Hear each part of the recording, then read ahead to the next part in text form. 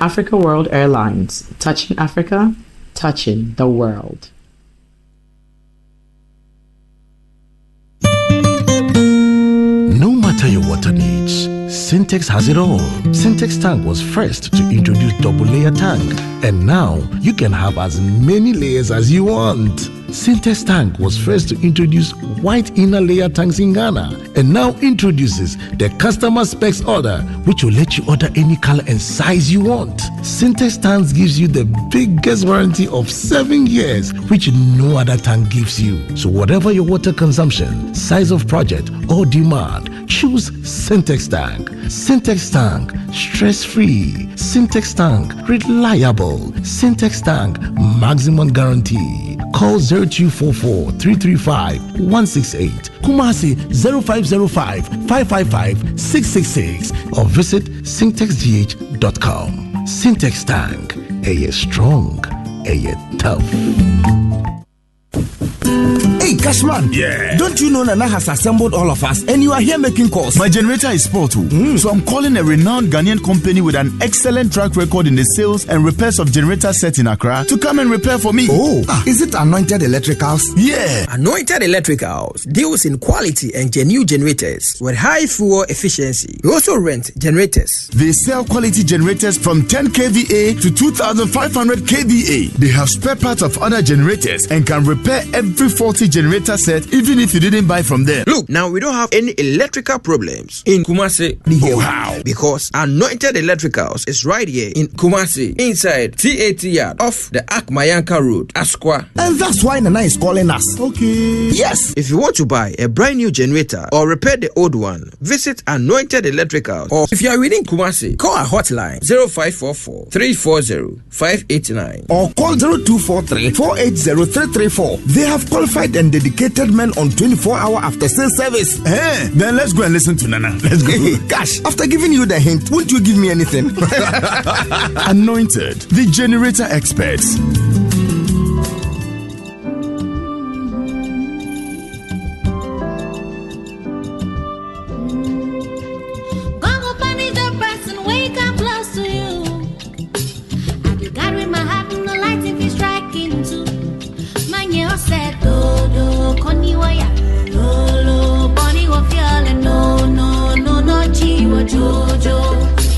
In my heaven I carry you king and call you boo. That thing you do, nobody fit do my baby boo. My yeah, oh said do do koni waya lo boni wa fiole no no no no chi wa jojo. Our love go carry us far away, far away, far and no one knows. Far away, far away, far when no one knows.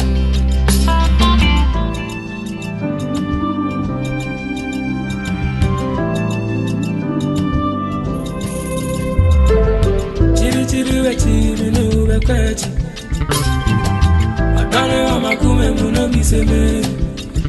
Mini bibia against the trust. Say me di dia we ide mase. Nami three. I don't know what to make I do my baby. If I promise it be sweat. Say me flower to be sweat. Me no pantina yecha. Na me ko puntina meba. The night or even a meba. Can't go far away. Our love go carry us far away, far away, far when no one knows.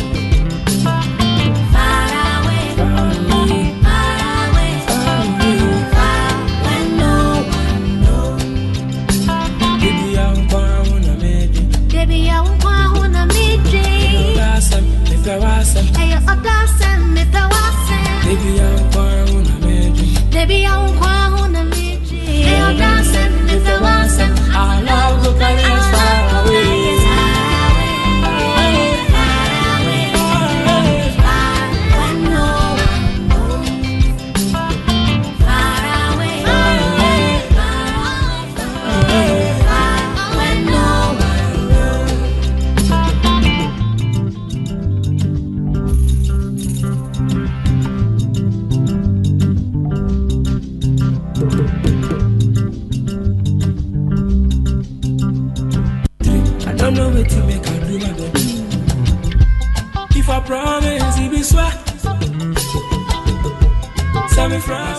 DJ with his own song choice, and this one is titled Bononi. It's music from Abiana featuring Famea on this one. Bononi. It's a beautiful song. But it says far away from here.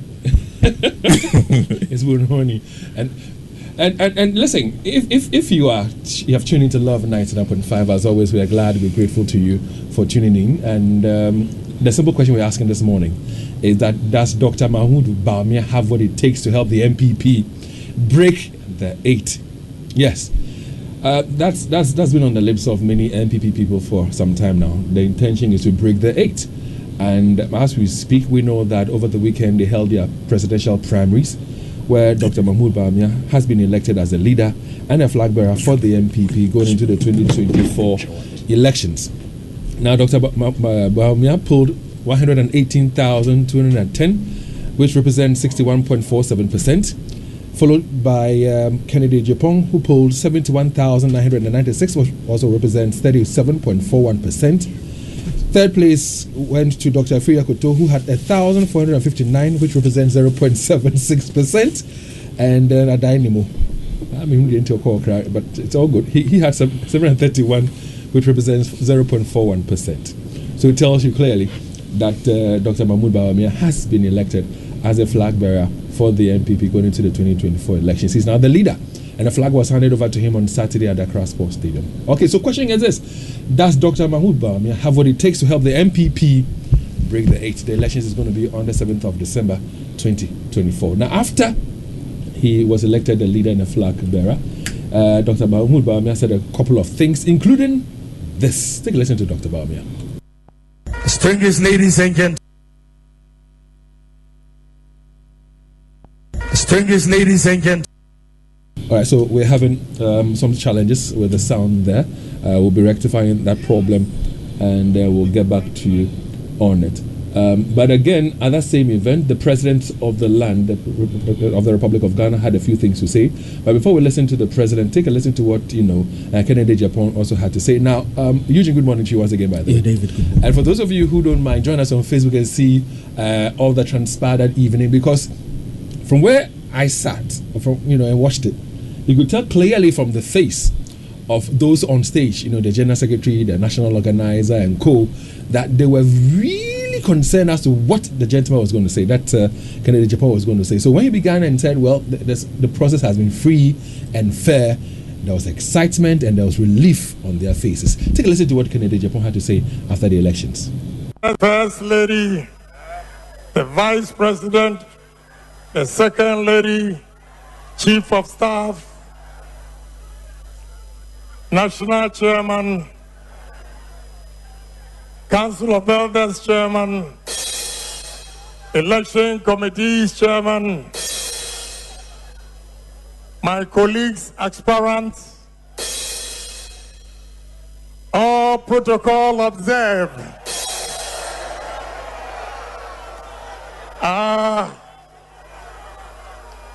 Indeed, it's a great day today. I believe the party has been fair and transparent. Yes! That is the only thing I've always been preaching. And I must admit, this election is fair. And my grassroots have spoken. And therefore, I accept the results in good faith.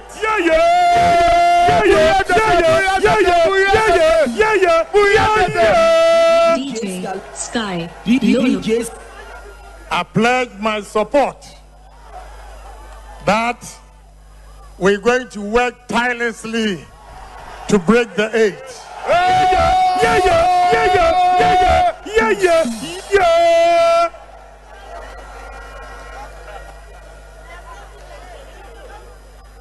So, party members that we are here, we should put everything behind us and let's unite this party.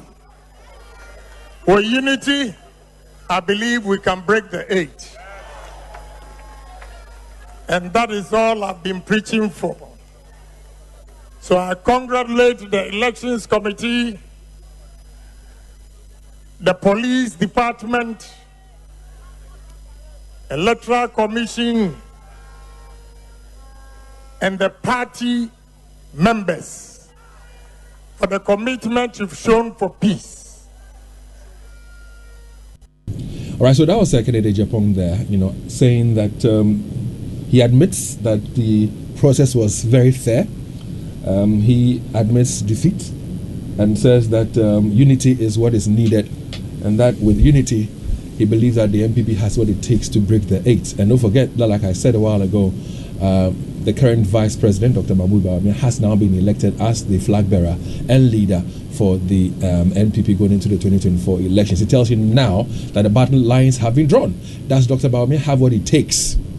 He's made history. Many people were of the view that, well, the NPP will not allow somebody from the north to come in and lead the party and all that. So he's made history.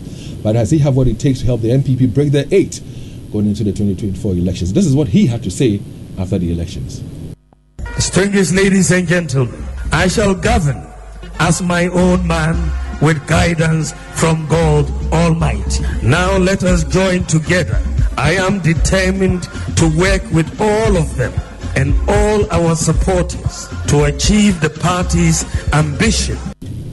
All right, so that were parts or portions from what Dr. Mahmoud Bawumia had to say on Saturday evening. Now that of the president. Now, take a listen to what the president himself had to say. And I've had a few friends actually raise concern that, well, there are people who are of the view that, well, the president was supporting Dr. Bawumia, and the president came up and said, well, he was not, and that the party should speak and all that, and that after his speech, a lot of people are drawing inferences in there. Take a listen to what the president had to say.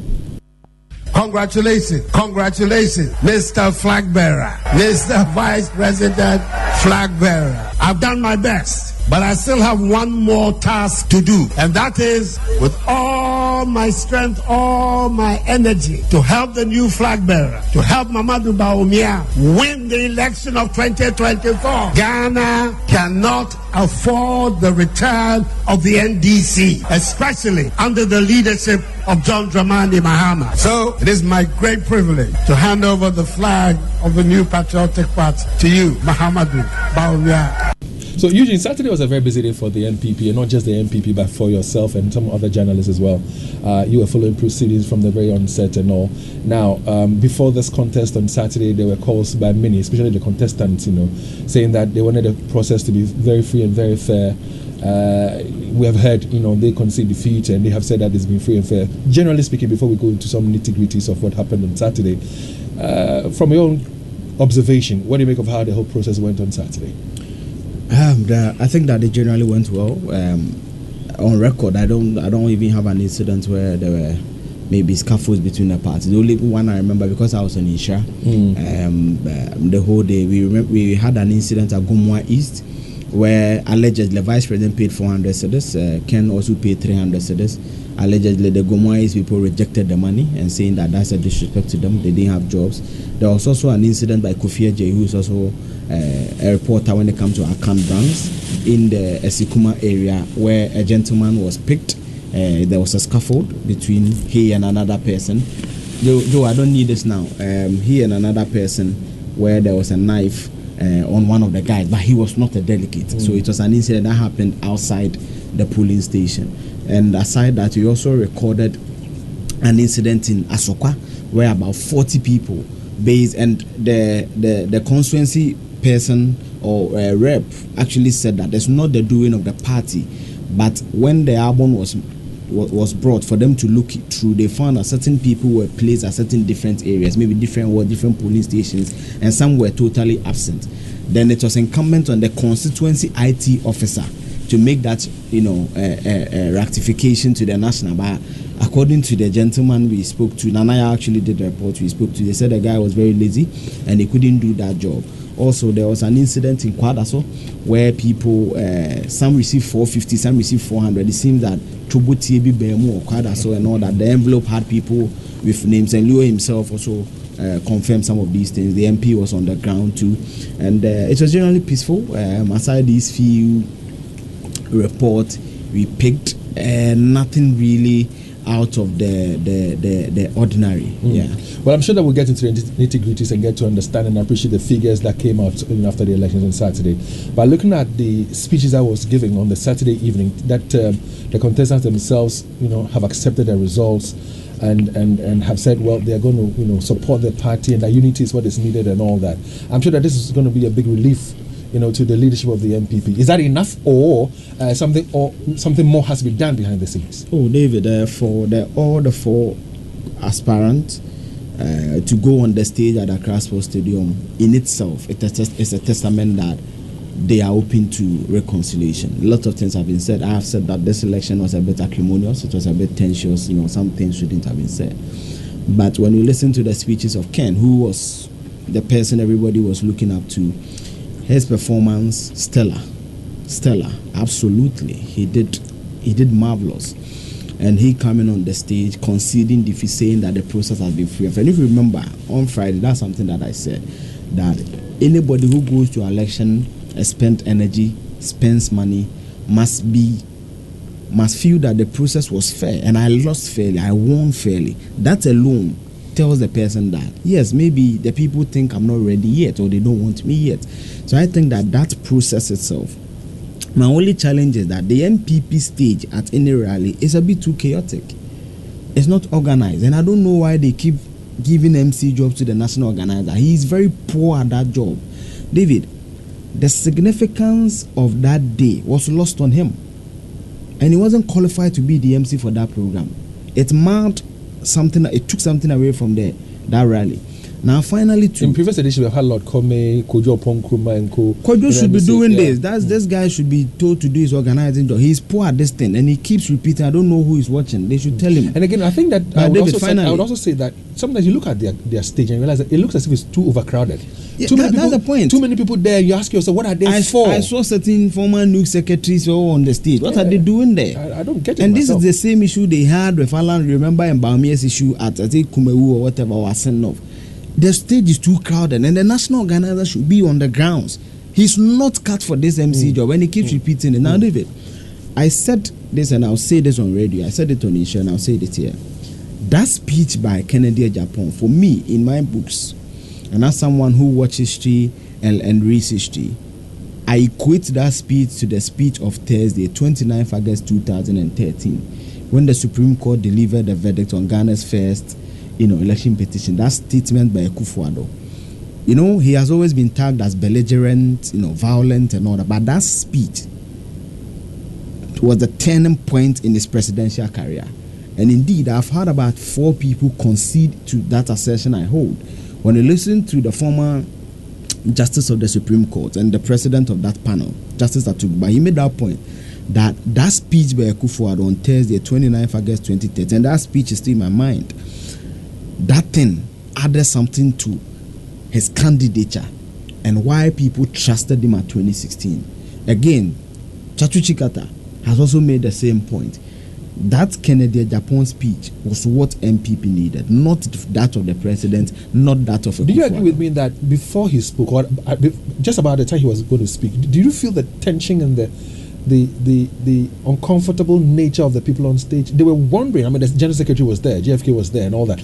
They were all pensive. Did you realize it? Yes. You will be, but you see, when you see the result, maybe because of where I said, when I saw the results, and before Friday, anybody who listened to us know that I said that Ken will do more than the 23% that has been banned. He will do between 30 to 35%. I said Baumia will do 50 to 70%. He did 51.6 something, 51. Ken did 57. It tells you that we were not too far off. But you see, he coming on the stage itself, for me, was enough. Even if he didn't speak, was enough. But when he spoke to, you can clearly see that the process, even if you didn't participate, watching on TV, there were less acrimony, less fight and all that. So clearly, he was content. And I think that Kennedy himself will be shocked at what he had.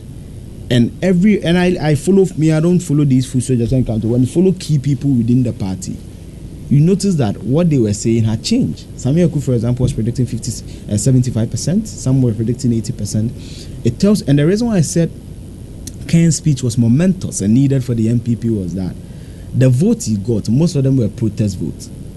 Most of them were votes that showed people are unhappy with the regime of the day. And what makes it more scary is that these are MPP people. And I have no scintilla of doubt that when you extrapolate that outside the MPP, the percentage will be more. I don't know if you get what I'm saying. So, for me, he did so well. The speech was done well. It sounded magnanimous. And it reminds me of something that Kofor said, I think in 2015 when they went for the Kofodia Congress, that the MPP in any victory should be magnanimous. Yeah. It shouldn't be seen as if, you know, they are winners and victors. David, I have actually said that. For me, that night, that celebration should end there. There's nothing to celebrate. You know why? Because when you look at the dynamics, certain constituencies can win. We'll talk about all that. We'll get there. Okay. And he even won some regions, not necessarily constituencies, but won regions. We'll get there. Central voter. Yeah. But what I want to know is this. I mean, it was part of my earlier question. You can tell that, well, Adainimo, Akotofi, you know, all of them saying that unity is what they need. They should put their differences behind them and all that. That has been said. Should it end there, or you think that some more work, extra work, ought to be done behind the scenes? David, certain promises have to be made. Certain concessions have to be made. Certain acknowledgements have to be made. The Bawumia is now the leader of the MPP. Yeah. He must have hold on the party. Yeah. He must break, and he said it. He's his own man. We must see that it shouldn't be the worst. We must see that in his action. There's a lot of things that the MPP. The last time I did a live, I think it trended for it. And I was saying that for me, the first thing they should do is that you should call some people and tell them that, hey, you can't do this. The MPP now is like, I'm for example, will be shocked if they don't call Wontumi to order. Certain pronouncements, and let's tell truth to power. You have money doesn't mean that you can do anything. It's a political party. It's organizing. And everybody must be made to toe the line. And David, let me applaud the General Secretary. Not once did I feel he showed something to support any candidate. Yes, I felt that at a point he was a bit weak in cracking that Wontumi should be sanctioned by the party. What he did on radio publicly is reckless, is divisive, and it will not engender reorganization. Remember when I watched the video where he sat on radio and attacked the people like Alan? You see, David, the point I'm making is that he's the moral compass. Insult Alan, yes, and somebody who has not been able to insult the NDC, yes, and you don't insult him, then you're not a true party person. Yeah, David, this region gives you 1.8 million, and if this character is leading the charge in this region, if care is not taken, and even how he even won his own regional chairman should tell you that he is quite unpopular. So he shouldn't be made to run amok as if there's nobody looking at their shoulders. The MPP will have a very difficult reconciliation to do, and people should not forget that Alan Chairman, though he may not win the national elections with his movement and whatever, but there are certain people within the MPP who may feel that they have genuine concerns, and they will go with them. Now again, what that means is that the MPP now is at a crossroad of 3 interchanges. Bawumia, with about 6 out of 10 MPP people saying it should go. Kennedy Japan with 4, because 37%. In any mass, you can say that is 4. With 4 out of 10 saying it should go. And Alan Chairman. So if you are not able to convince the 4 people to win over, it will be difficult, because again, even within the MPP, 4 people don't think Bawumia is good enough to lead. Now bring Bawumia outside the MPP and present him to Ghanaians, where Ghanaians are saying that our salary is meaningless. You said we are the economic wasted. Today the economy is in shambles. Our debt to GDP worse. Currency tattered. Inflation extremely high. Fuel astronomical.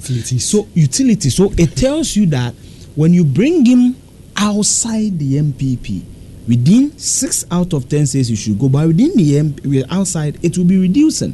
So for me, reconciliation, David, they shouldn't take anybody to go and do the reconciliation. Somebody like Wontumi, somebody like other executives should not be part of those processes. And for those who followed what happened, for Movement for Change, on Friday, the numbers that thronged the KNUST premises was awesome. The CCB auditor was awesome. For me, for those numbers there, sometimes it's just that T-shirt 100 Ghana. But the issue is that at least it's still telling something to people out there. Yeah, but David, if you have if you're on record, so you have had a whole general election and someone won with less than 50,000 votes. Every single vote matters. It does. Yeah. And of course, we'll talk about the economy because, like you were touching on the inflation, the CD, and all that. You know, the president, when he went to cast his votes on Saturday, was asked about the economy. He said, "Well, you want me to talk about that here?"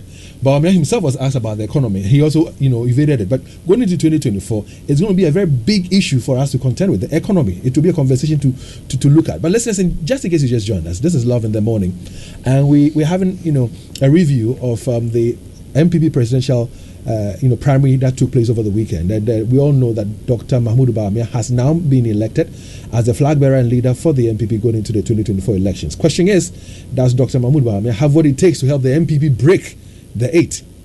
A lot of people are very impressed with the performance of Kennedy Japan. I know we need to talk about Bawumia because he won, but looking at the performance of Kennedy, very impressive. What do you think did the trick for him?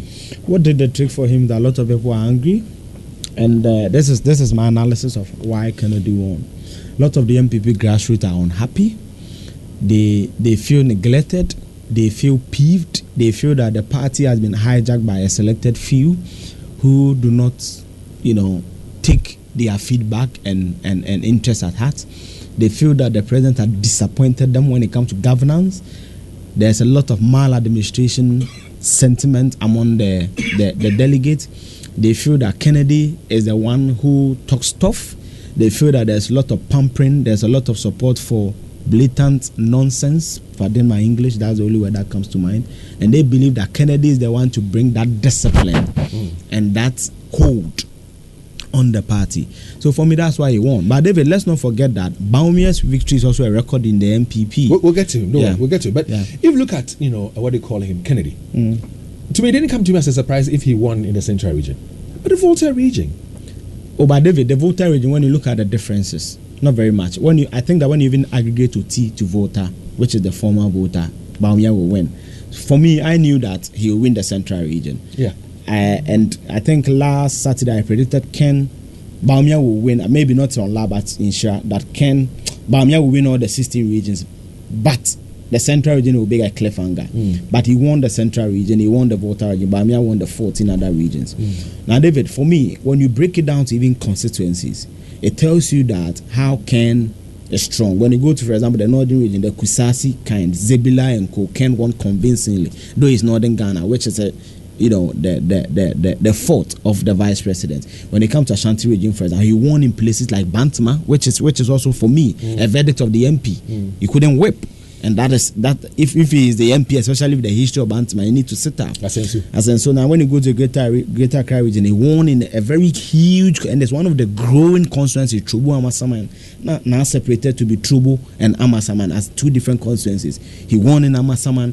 He won in what is similarly the most elitist constituency in Ghana, Ayawaso West Wogon. So that also tells you that it is not entirely true that in Krasifon and support to Kennedy Japan. It is not entirely true. Or let's say in quotes, the uneducated. The uneducated. Yeah. It also means that there are people who are enlightened and support him. Yeah. And indeed, that is also buttressed by the Special Delegates Congress, which is seen as the creme de la creme, the big men voting, and he getting that vote. So, it is not true that it's only the downtrodden, the uneducated, the uninformed that supports Ken. It also gives, because he won in Greater Accra, certain key regions, and the Greater Accra, per educational, everything, our constituencies are the most elitist. And it tells you that lots of people love him. Lots of people love him. Let's not look at Bawumia because our time is really, really, really running hard. Let's look at Bawumia himself. I mean, everybody knew he was going to win. Your impressions about the percentage he won by? 60, is it 61.47? Yes, David, 61. It's a record. Now, when the first time Professor Dubois contested, Professor Dubois had 56.5%. That was the first time he contested. The legendary Kufuor, the first time he contested, had 52%. Then Kufuor, when he first contested in 2000, he had 47.7%. Then he grew 77.7% in 2010, 2014, 94%. That was the third time. Bawumia is the first presidential candidate in the history of the MPP in the fourth Republican dispensation to get 62%. Now, what that means is that going into the 2008 election, Kufuor had just about 5 people within the MPP out of 10 supporting him. Now, Bawumia has increased that to 6. So on that score, that's a good result for him.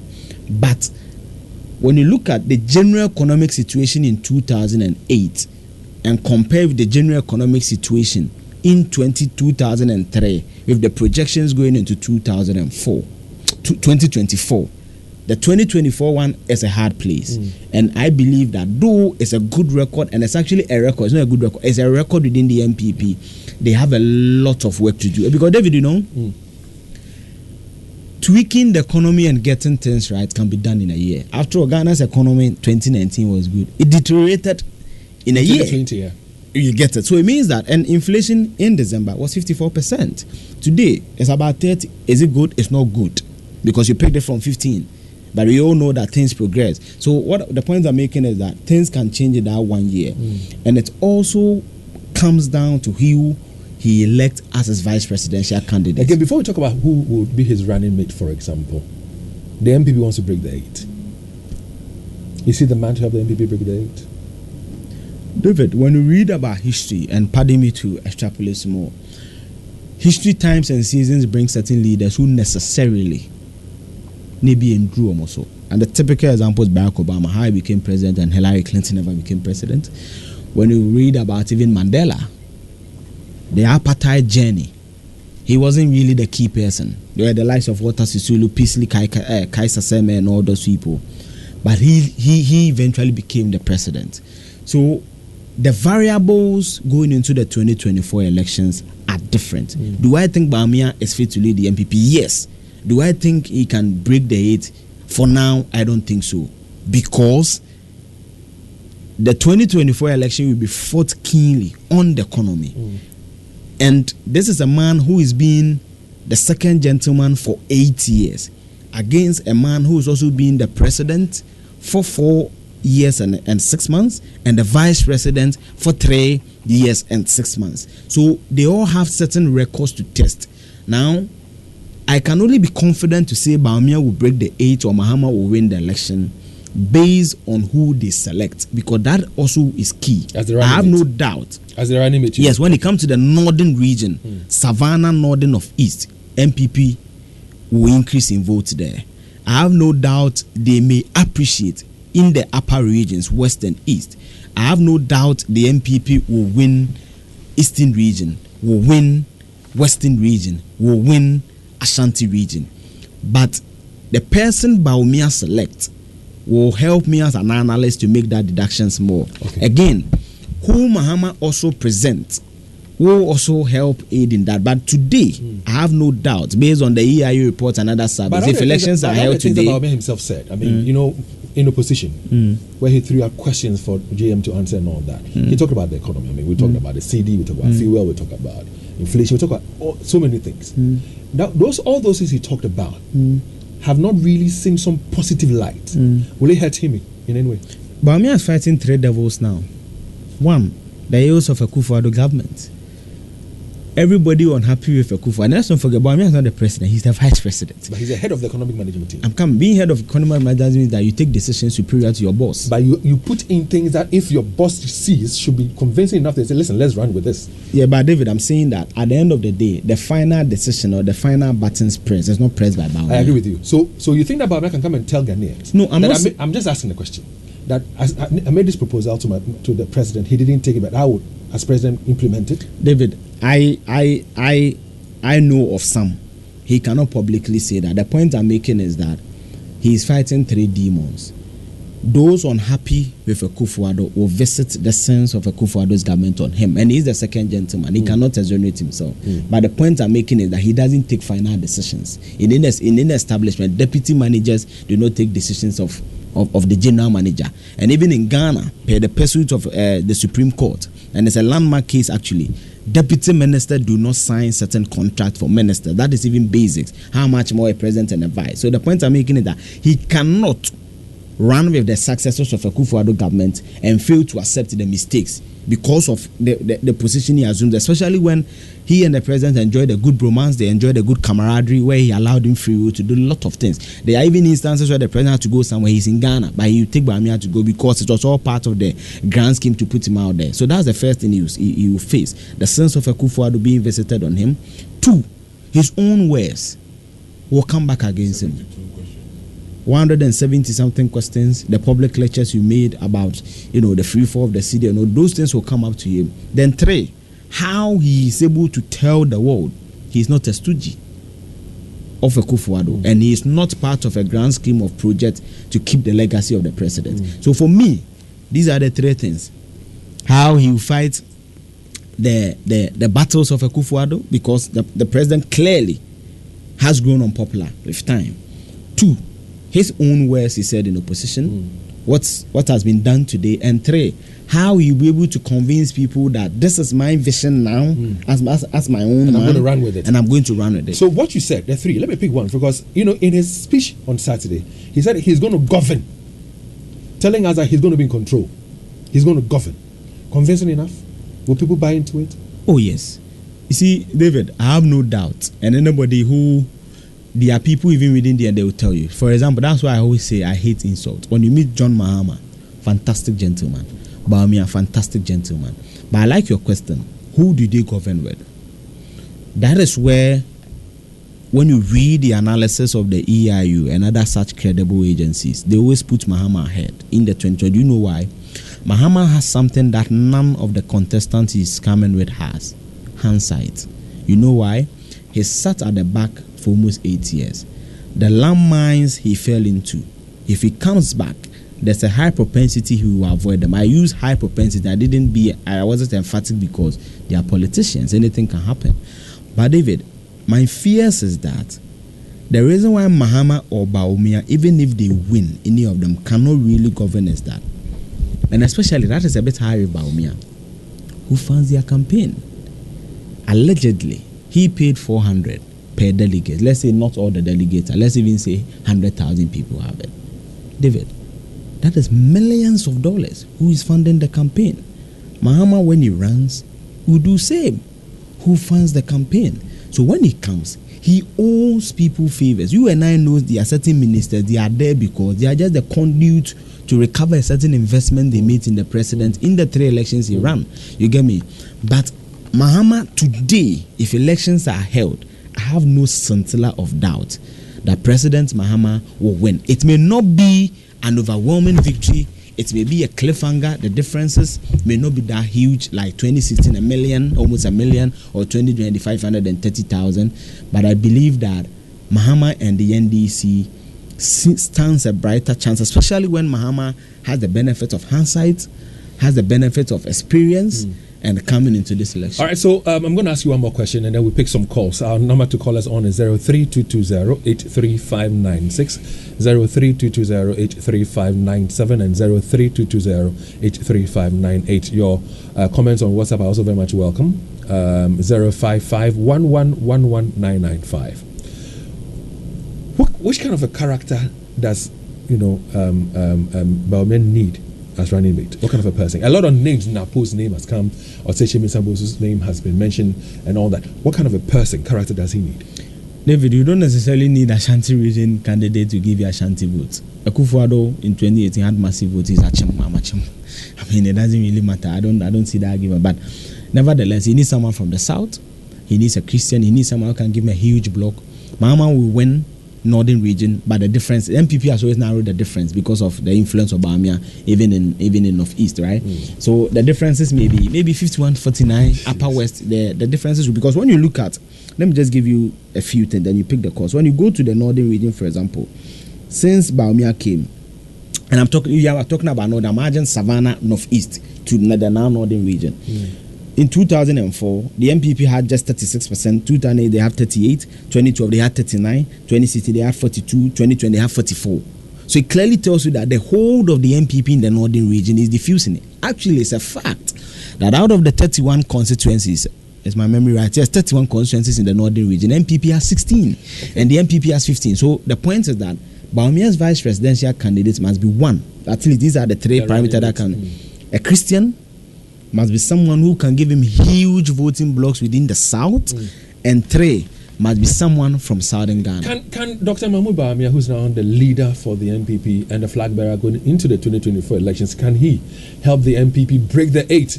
Kofi's on the line. Hi, Kofi. Good morning. Dave. Good morning. Morning. And so, tell us, can Bawumia help the MPP break the 8?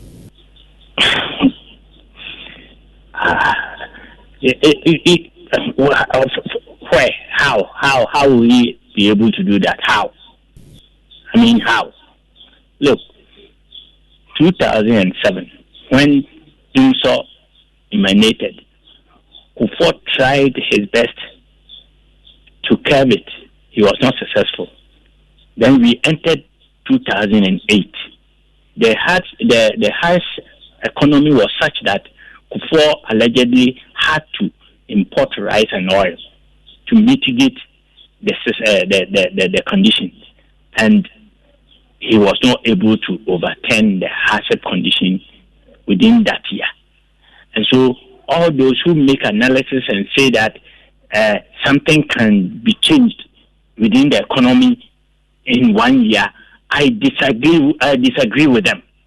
There is nothing, absolutely nothing that will change in 2024 such that people will hail Akufo-Addo's government and will want to vote for the MPP again. No, they cannot change anything. In fact, we are going to experience more hardship because 2024 is a political year, election year, where money are going to be spent.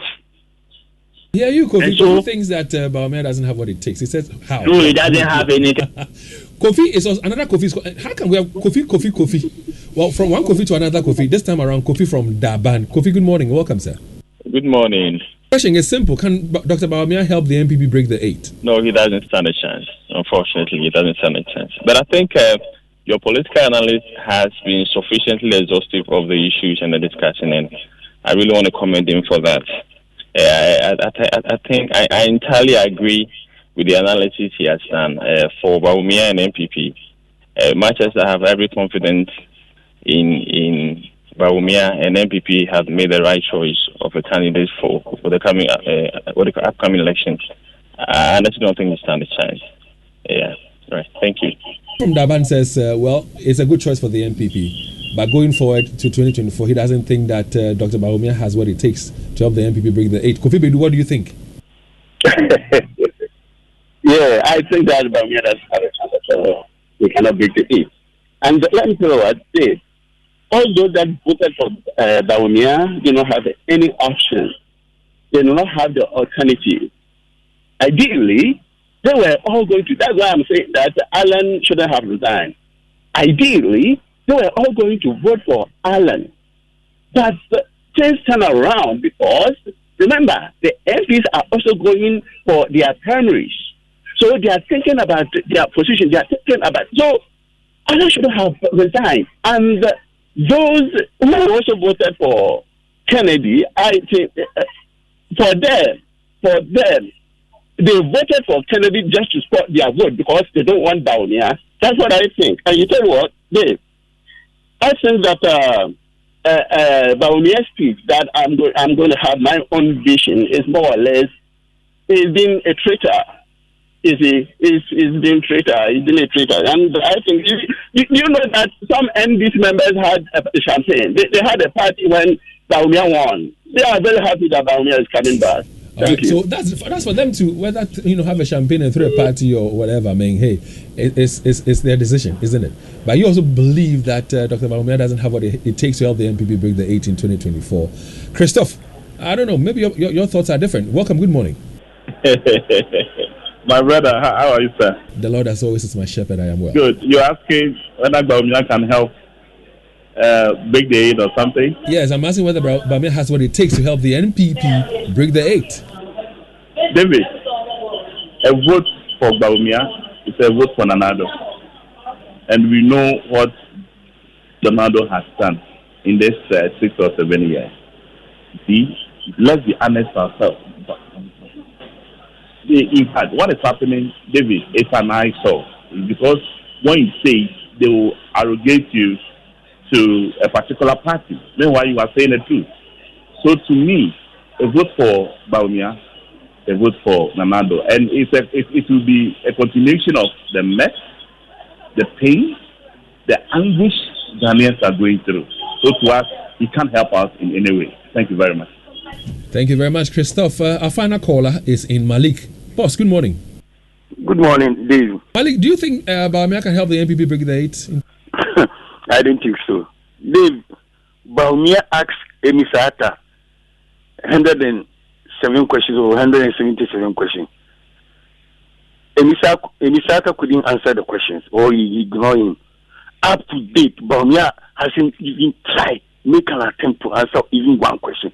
When people ask him about the economy, he evades those questions. Look at Nanadu, what he said last Saturday. I'm here to vote, not to talk about the economy. He's running away from the economy. He knows that he has collapsed the Ghana's economy. So he can't give any positive answers to those questions. That's why he's running away.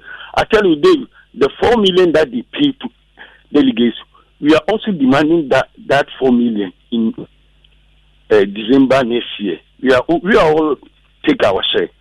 There's no way we'll let them go for free. We'll take our share before we vote. You can't share foreign subsidies to delegates and think that those who are not delegates don't deserve it. No. Yeah, Malik also thinks that the flag bearer of the MPP right now, Dr. Baumia, doesn't have what it takes to help the MPP break the 8. All I'll say is time will tell. But let's go on to our, WhatsApp console. We've got some voice messages to share with our listeners as well. Hello, David. Good morning. This is Isaac. David, you see, though there's reconciliation will happen and other things, but things that were said during the campaign period will go a long way to hurt NPP, especially with candidate Japan's utterances. You see, the odds are against NPP. As to whether 2024 they will win is another issue, because look, the damage has already been caused. And you don't forget, it's no longer these two parties alone. Alan is a force to reckon with in Ashanti region, if not even other regions. Alan would take much of the votes amongst the youth. And don't forget, there's this signpost, the caricature signpost. I think it is Oliver. And Oliver Group, the Fix the Country Group. This is also another group of faction. Good morning, Dave. That is Isaac. You see, the MPP is exhibiting symptoms of going to opposition. When I listen to Nanadu's speech, I get angrier. All those of us who voted and campaigned for the MPP, do they think we have the same energy to do so in 2024? You see, Baumia, is a microcosm of Akufo-Addo's incompetence. And they should be tickling themselves and be laughing. They think they can come and chronicle this useless message of COVID and Russia-Ukraine for Ghanaians to buy into. Unless a miracle happens before 2024, they are going to opposition. And I invite all of us, if those of us who are unhappy about the duopoly of MPP and EDC, let us go and vote for movement for change. Don't think they will win. Just go and vote. If you are voting and I'm voting, we will cause a change in our politics.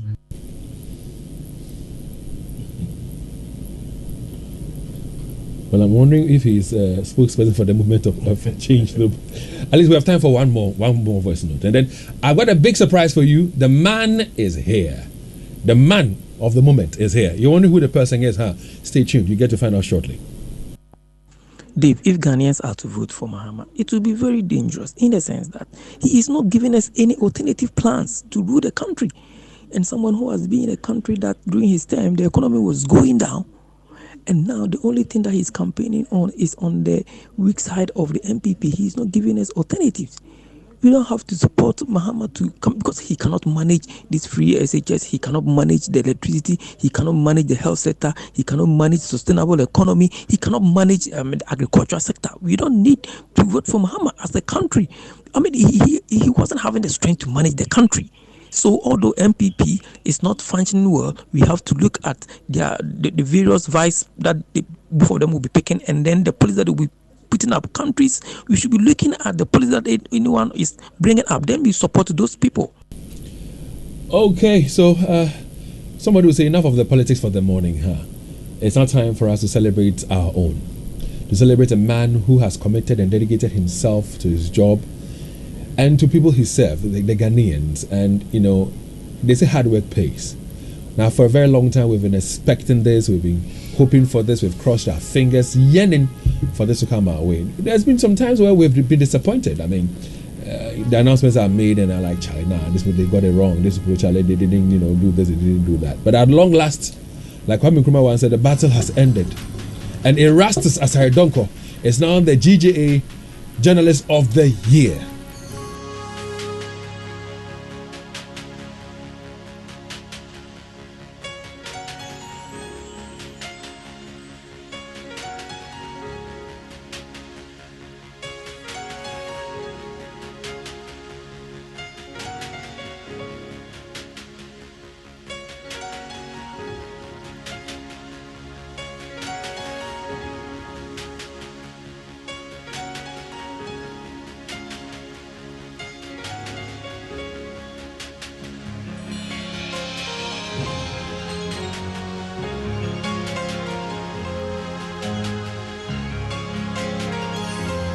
Chariots of Fire, and that's a way of celebrating your Rastus.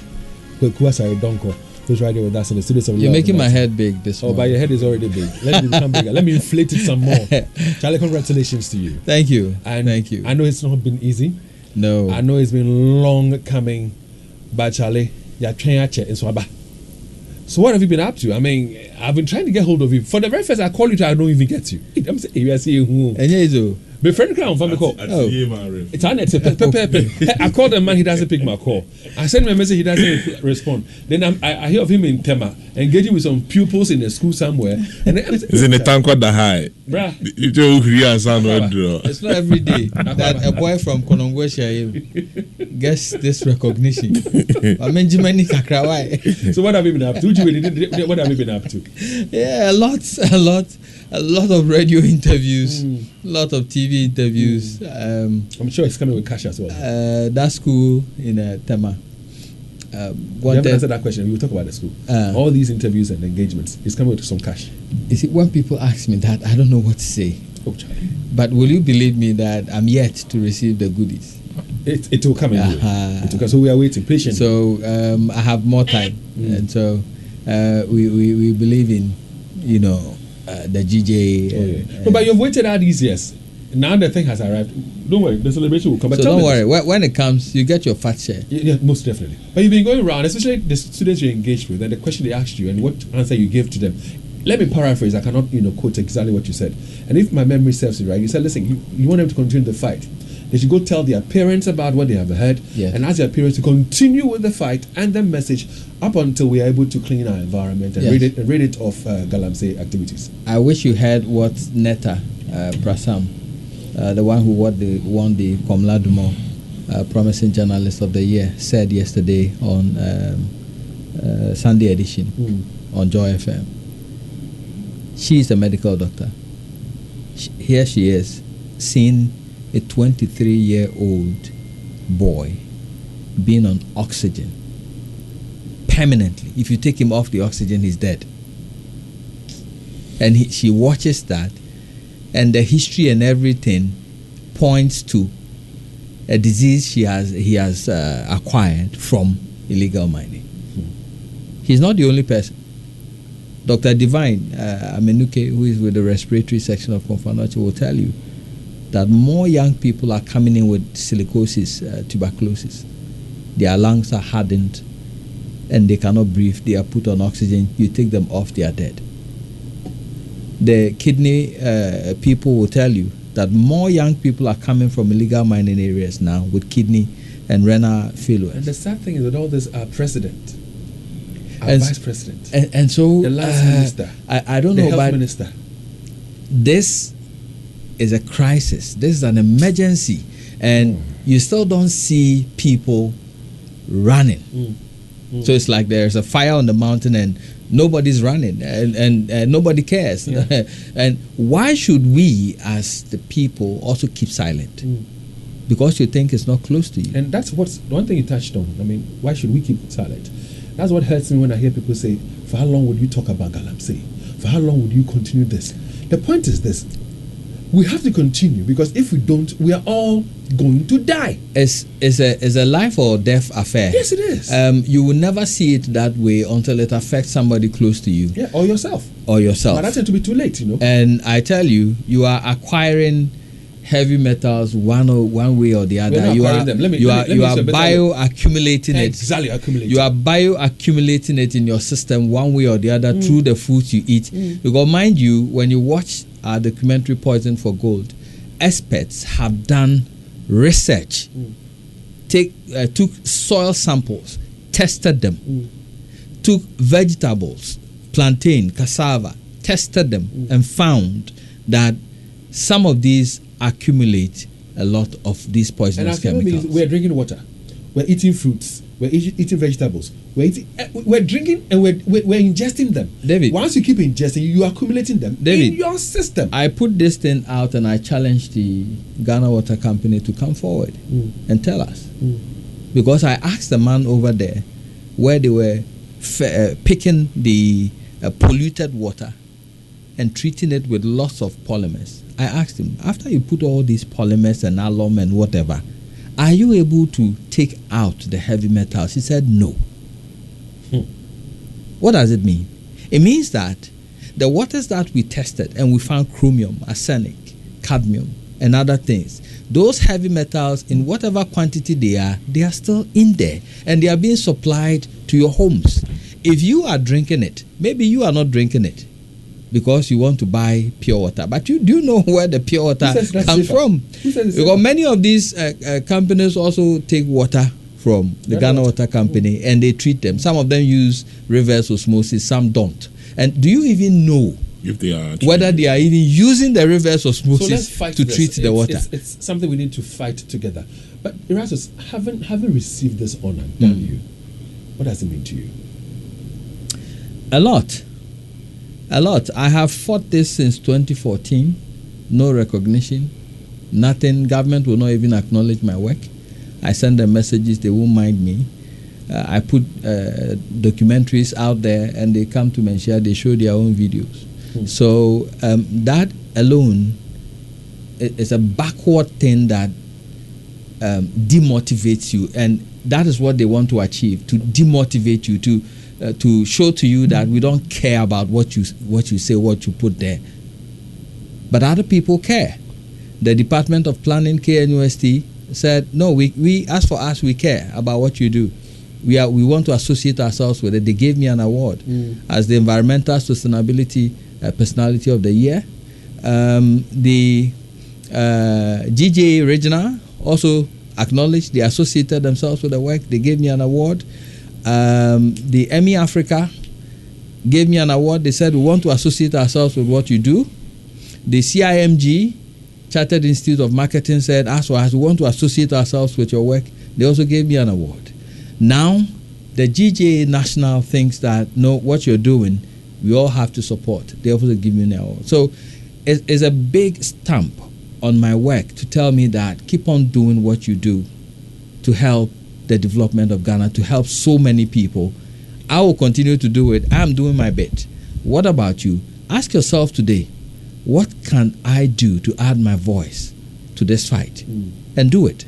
Go ahead and do it. It's been a very beautiful year for you, hasn't it? I mean, I was going to put that question last because I know that you've picked up this what you talked about from the KNUST, the Emmy Awards, the GJA Regional Awards, and all that. I mean, it's been a very good year of awards for you, hasn't it? Very, very good year. I'm sure when we began the year, you never anticipated this. Now I put all the plaques on my center table and I don't have space. I'm trying to build a place for it. Yes, a place for it. Baker Build can sort you out, build you a nice cabinet. For free, go for free. Yes, for free. Go for free for him. For free. David, I thank you in advance. I thank you in advance. In fact, if you give it to me, I'll come here and show it. But what would you also want to say to upcoming journalists? I mean, you do some work, you want to be appreciated, you want to not just be given something, but to be acknowledged. It doesn't come. There are people who will feel, let me just give up, because they can give up easily. They can break. You can't give up. Yeah. So, what would you want to say to the young upcoming journalists out there, especially those who can do positive things to help the environment and the country at large? this did not come on a silver platter. It did not. I started in 2002. I was nobody. Sometimes I walk to work and, I've really struggled. If I have to share my life story with you, it will motivate you. I stood through thick and thin. I go to the workplace around 4 a.m. I do 6 a.m. news. Afterwards, I do the morning show. Then I come back to organize an editorial meeting, do the bulletin for midday, do 6 p.m., stay over to prepare the following day's bulletin, leave the office at 10 p.m., sometimes 11. Sometimes I sleep in the office. And I did that for about 10 years.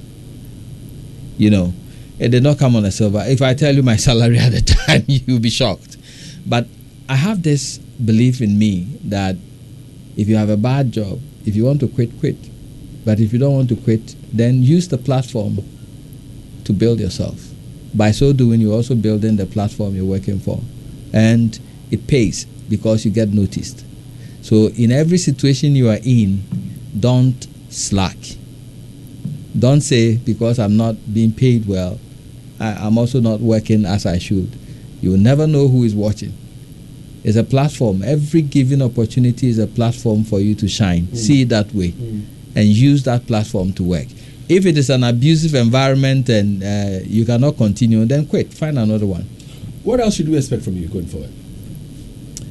A lot of hard work.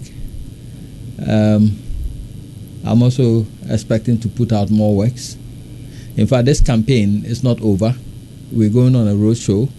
Poison for Gold might reach your doorstep somewhere. We are translating it into the Twi language. We're taking it to schools. If your school wants us to show this to your children so they can also take up the fight, call me. And become ambassadors. Yes. To fight and protect. So I'm recruiting people to become ambassadors for the illegal mining fight. If you want to join, why not? Give me a call. And we're also planning to visit the Otumfo as well. Most definitely. And then we have Forest Under Siege, Tanon Imre Forest Reserve coming up. Forest Under Siege, Etiwa Forest is also coming up. And part 3 of Poison for Gold will be showing next week. Okay. So when it comes to local, awards, I don't know which one you have not picked yet. Is there anyone you haven't picked that you're eyeing? Well, I've been nominated, for your information.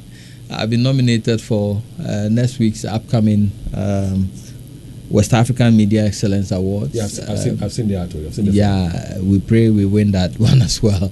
As for the awards, I think I've taken quite a lot. So you don't want any more? But the biggest award to me is the love that people have shown me and continue to show me from all walks of life. People that I never even imagined will call me, I've sent you messages from people. Yeah. And people have said that people meet you on the street and they shake your hand, in such a way that you keep asking yourself, am I that important? No, it's that, to me, that's the biggest award for people to all walks of life to come to your page, write kind words and encourage you to continue. I think that is something worth. I'll wrap up and say that this is just the beginning. You've done a lot of work behind the scenes for so long. You've committed and dedicated yourself, not for yourself alone, but to your colleagues and to your country. Sometimes you sacrifice, good quality time, even of your family, to be out there to do what you do. The recognition that you are having, the appreciation that you are having right now, this is just a beginning. I'm sure that you have conquered the local terrain already. We are about to conquer the international terrain. We hope so. And there's much more. Jehovah is alive. There's much more to come your way. But let me say this. Yeah. I've always tried. Whenever I try to say it, I forget. CEO of Ultimate Fashions. Yeah. Can you thank him for me? Mr. William Ado, yeah, fantastic gentleman. He has been supporting us so much, especially me. I can't say thank you enough. Mr. Poku Buama will call you, will encourage you. A lot of them, I'll have to really write their names down. Professor Sampini has been phenomenal. Doc, your letter will come. He did not take a peswa for the interviews and the work, his works that he shared with us. And to me, that is somebody who wants to support this cause because he's seen the devastation himself and he wants to support this cause. To all the people who call me, some of them who give us financial support to continue the work, they don't even want us to mention their names. God bless you. All right. Who else? Akabako. You. Oh, not me, Akabako. You. Dabi Akabako. Mr. Jim Agla. He wanted. I wanted to say this. He wanted. He wanted this award so bad. In fact, he was on my neck every single day. Called me to his office. Charlie, you've been doing all the big work. How come you're not winning any award? Seriously.